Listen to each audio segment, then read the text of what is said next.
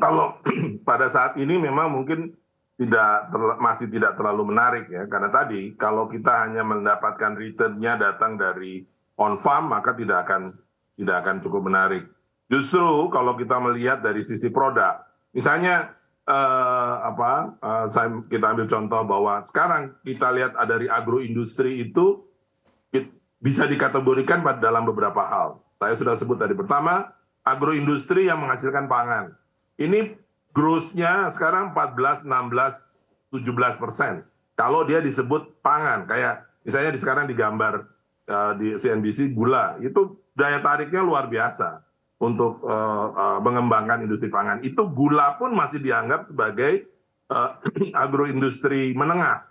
Belum sampai kepada misalnya ke biskuit, ke makanan minumannya. Kemudian yang kedua, yang sudah mulai berkembang di Indonesia adalah agroindustri energi. Jadi energi yang berbasis agro itu sekarang makin berkembang, mulai dengan sawit, tapi sebenarnya bukan hanya produk sawit yang bisa dienergikan, itu sangat banyak pertanian kita yang bisa berkembang ke sana. Misalnya contohnya, sekarang pellet untuk energi itu permintaan dari Korea, dari Cina, dari Jepang, dari Eropa sangat besar. Kemudian yang ketiga, industri yang berbasis kosmetik dan daily product, produk-produk harian kayak sampo, sabun, ya, dan sabunnya buat sabun cuci, sabun mandi dan lain-lain. Ini growth-nya lagi-lagi itu 14-15%, sangat menarik. Kemudian yang keempat adalah yang tadi suplemen dan obat-obatan. Jadi agroindustri yang mengarah kepada suplemen dan obat-obatan. Bahkan misalnya sekarang yang kelima sudah berkembang agroindustrialisasi yang mengarah kepada serat, menghasilkan baju dari produk pertanian. Dan ini mulai dari pisang sudah masuk, nanas sudah masuk, tentu selain kapas, sutra dan lain-lain. Jadi dan kalau sudah masuk ke kain, berarti masuk ke garment, masuk ke fashion, itu akan menjadi industri yang tumbuh dengan cukup menarik. Jadi yang pertama untuk bisa menarik para investor harus dibukakan pemahaman bahwa agroindustrialisasi itu memiliki spektrum yang luas yang menjangkau justru kepada industri-industri yang memiliki daya tarik bisnis yang besar dan menjadi sumber pertumbuhan yang ada saat ini.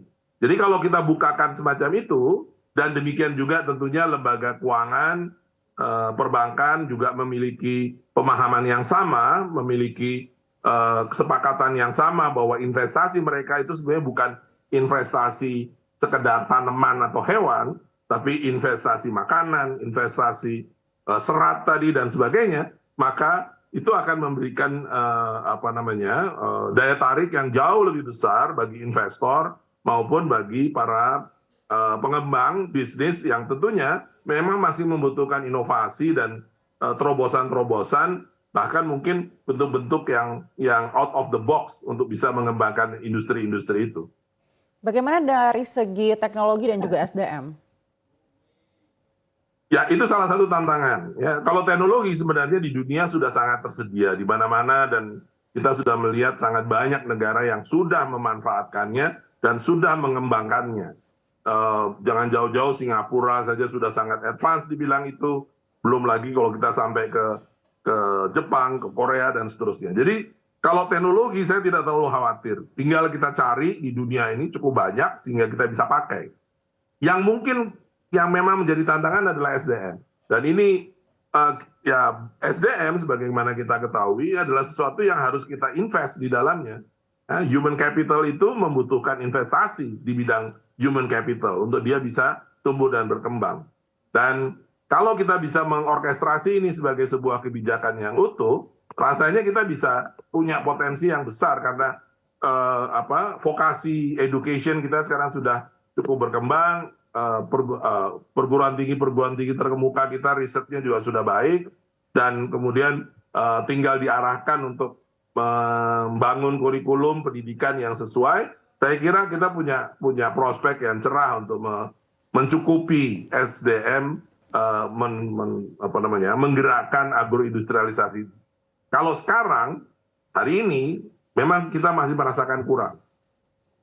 Baik, Pak Bayu, dengan besarnya potensi yang tadi Bapak sampaikan, apakah bila hilirisasi pertanian ini didorong, maka serapan tenaga kerjanya berpotensi juga lebih besar daripada hilirisasi pertambangan? Sangat yakin, saya sangat yakin, dan itu memang by nature ya, sifatnya dari hilirisasi pertanian itu akan membutuhkan tenaga kerja yang besar, dan bukan hanya sekedar besar, dia tersebar.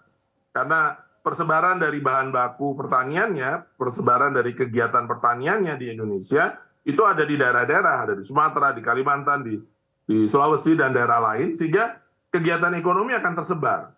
Kalau tambang itu hanya di tempat tambangnya saja, dan itu terbatas, dan kita sudah melihat sekarang potensinya. Tapi kalau ini diminta untuk membuat menjadi semacam strategi redistribusi ekonomi, maka ini adalah langkah yang jauh lebih tepat kalau menurut saya. Dan jangan lupa kalau tambang itu unrenewable, jadi dia akan habis. Sedangkan kalau agroindustrialisasi, maka dia akan renewable, dia akan terus bisa diperbaharui karena dia berbasis pada tanaman. Jadi agroindustrialisasi sebagai strategi untuk penciptaan kesempatan kerja, menurut saya adalah strategi yang sangat tepat.